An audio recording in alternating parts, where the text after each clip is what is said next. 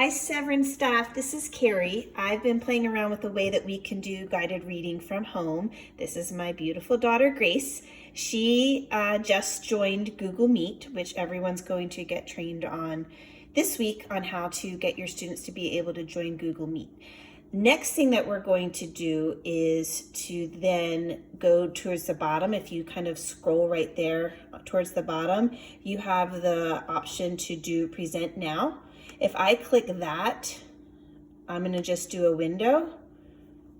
I'm going to click on this screen here and then say Share. And now it says that I'm presenting my screen, and then Grace is still in the corner here. So now Grace has my phone and she's showing what it looks like from her screen. And this is where it is controlling my computer. So one thing that I thought that we could do is share these books that I'm going to show you in the next video about how you can access them as teachers. But notice that this is on my computer, but it's showing up on Grace's screen. So this is a Scholastic book. It's leveled N.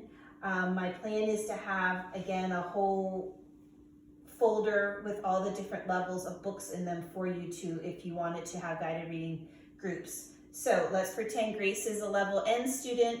I'm meeting with her. Google Meet will allow you to meet with more than one student. So if you wanted to have 5 students right now doing your guided reading, you could. So this would be what she would see. These are some word work words that I found that correlate with the text. It's not perfect, it's not great. Feel free to change anything that you want, and I'll talk about that again in the next video. But I do plan on having at least some ideas for you. So again, if you wanted to go and do a normal guided reading lesson, I could have these word work words up and be teaching them to the students. So Grace can see them right now as I'm saying, oh, in this book we're going to see some compound words. The first one, springtime. Do you notice the word spring and the word time? And when you put them together, you get the word springtime, which is a compound word, or however you guys want to do it. Then I also just included another idea for word work if you wanted to. And then you can talk about vocabulary. In this book, we're going to see the word droplets. Droplets are little tiny raindrops or little particles of water that you might find. So that's one word we're going to see. Rain gauge, meteorologist. Again, you can go over the vocabulary like you would in a normal guided reading lesson. So now we're ready to start our book. I have a thinking job that today we're going to be reading to find out what the topic of this book is, and then any supporting details that relate to that topic. So I would share the thinking job with students, and then they're ready to read. So now I have the book pulled up, and Grace is my student.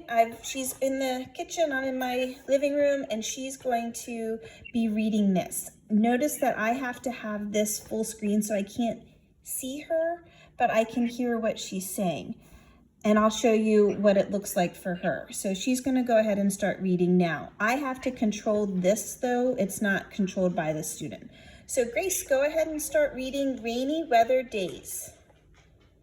Splish splash, grab your umbrella and boots. Let's go outside and find some puddles. It's going to be a rainy weather day.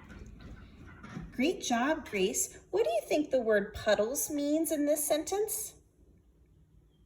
Places with water in the ground. And then I click the next button and she would then be able to continue reading. Notice how we can still talk back and forth through Google Meet even though I have a different screen up. So Grace, go ahead and read the next page. Spring can be a rainy season. Springtime flowers need rain to grow. Sometimes people say that April showers bring May flowers. Nice job, Grace.